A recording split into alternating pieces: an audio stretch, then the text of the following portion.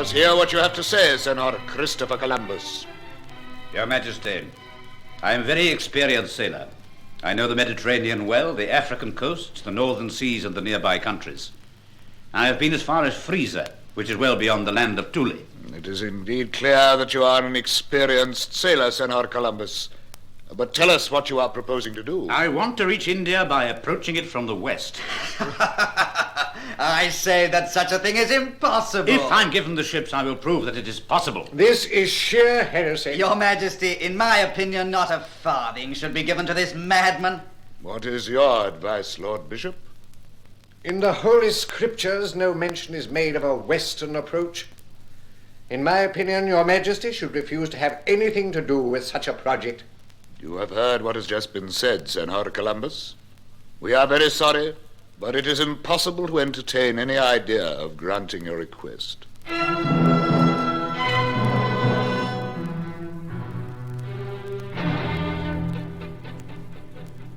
No, Signor Colombo. Whatever you may say, you will never reach India from the west. But the western approach is one that must be taken, sir. Look at the map I have drawn. Very pretty. Very pretty indeed, Signor Colombo. But I'm afraid it proves absolutely nothing. Nothing, that is, save that you have a very colorful imagination. But, Signor, I assure you that my ideas are... Dangerous and stupid. Dangerous and stupid, I tell you. Why, 2 centuries ago, Signor Colombo, a pair of Genoese sea captains, Tedesio Doria and Ugolini Vivaldi, both of them bold and experienced sailors, set out towards the west on the great ocean. They never came back. With such an example in our minds, how can we be expected to give you our confidence? Am I to understand, Signore, that you refuse to give me your support? You understand quite correctly, Signor Christopher Colombo.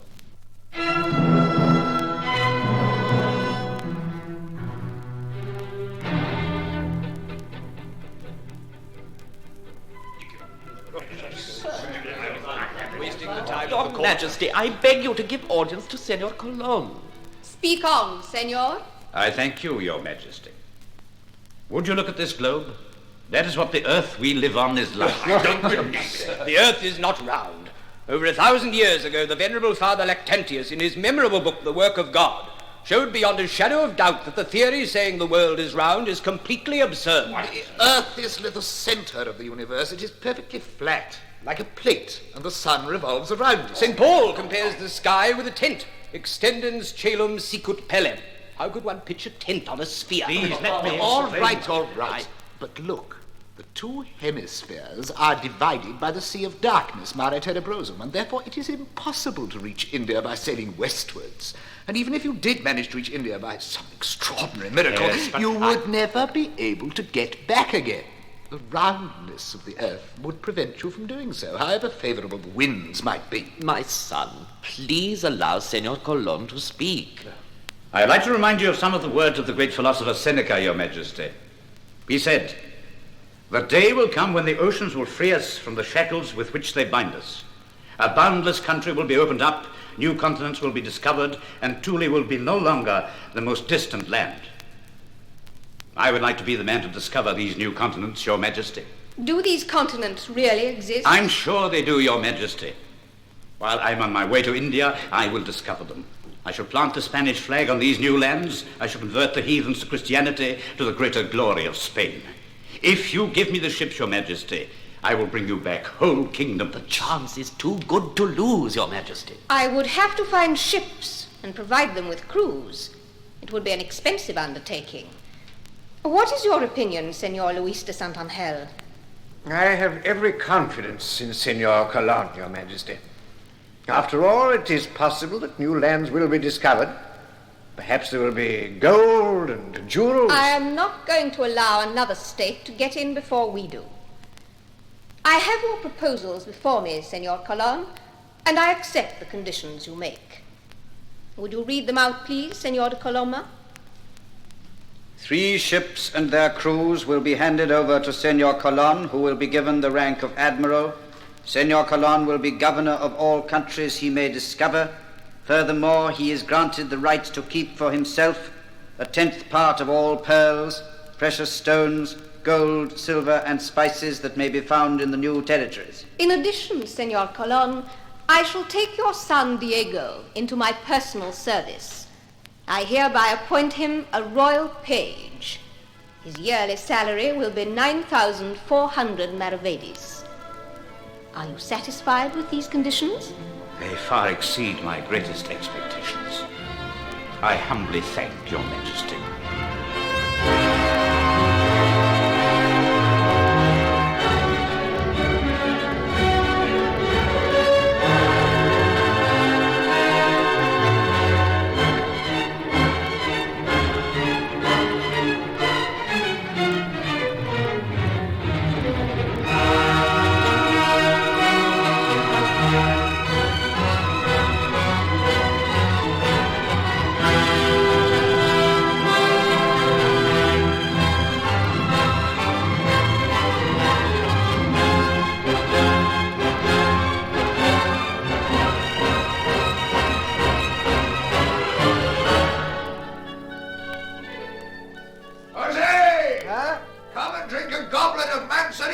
I don't want to miss the High Mass. The inn's just opposite. Oh, wait a moment. They're just pinning something on the church doors. Oh, let's go and see what it is. This isn't much good. I can't read. Neither can I. But there's Juanito over there. He's had a bit of education. He'll be able to read it out to us. Juanito, what's written on this notice? All right, I'll read it out to you. It looks important. And now be quiet, all of you. Quiet! Nobody can hear anything with all this noise going on. Got to find out. This is a royal proclamation. Read it. Now listen. By order of His Gracious Majesty King Ferdinand V of Spain, we hereby order and command the town of Palos to hand over to the Royal Commission 3 ships, fully fitted out and provided with crews. This order is given as a punishment for the crime of disobedience and rebellion.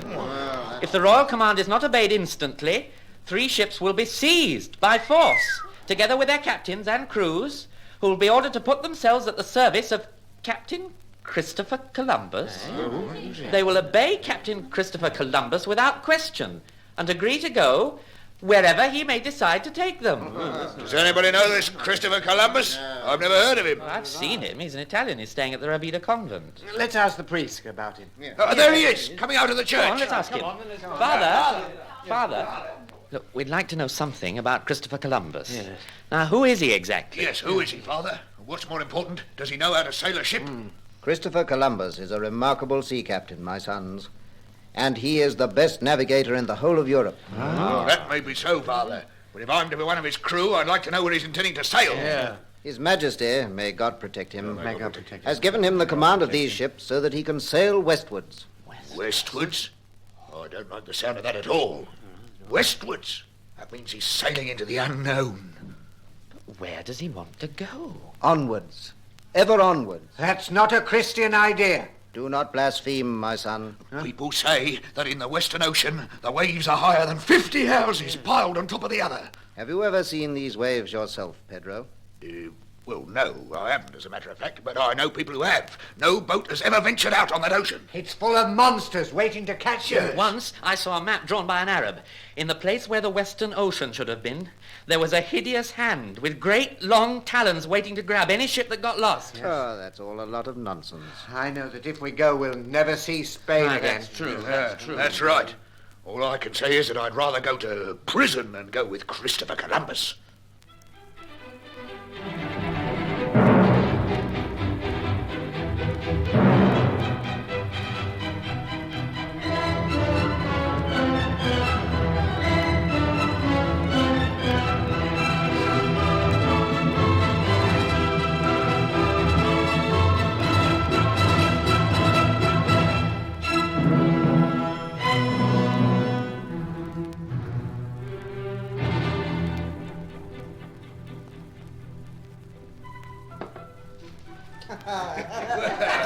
Conchita! A jug of mead! Conchita! Bring me a flagon of port wine. Conchita, a tortilla. Be patient, senores, I'm coming. Here, listen. I've got some information about Christopher Columbus. Oh, tell us, what is it? He wants to go to India. India? From the west? Yes, he claims it's possible. Hombre, he must be completely mad. He's been looking for ships for a month now. Yeah, but it's a funny thing. There isn't a ship available. They're all either in dry dock, or chartered already, or out at sea. There isn't a ship owner in the country ready to entrust him with one of his vessels. Signing your own death warrant to go with him. Apparently he's waiting for a royal command for 3 ships to be commandeered together with their crews. Juanito. Have you heard the latest news? No, what is it? The Pinzon brothers are going with Columbus. What? No. The Pinzon brothers going with Columbus? Yes, they just said they put themselves under his orders this morning. They're magnificent sailors. Yeah. I'd go anywhere with them. Anywhere except towards the west, that is. Yeah, but that's not all. Listen to this. Senor Quintero has agreed to let Columbus have La Pinta. Martin Pinzon's going to be the captain, and his brother Francisco's going to be the mate. Yeah, but that's only one ship. What about the other 2? Senor Nino has promised to give the Nina. Vincent Pinzon will be the captain of that. And Senor Juan de la Cosa has followed suit by offering the Santa Maria. Santa Maria? Caramba, the Santa Maria. That's our ship, was it? I refuse to go. I'll hide until they've set sail. Now, look here, you two. You needn't think you can get out of it. You'll be caught and forced to go on board if you try anything like that. You're right, I suppose, Juanito. But what are we to do? Put up with it, of course. In any case, the unknown isn't so terrible as all that. And there's a wonderful adventure in store for us, perhaps.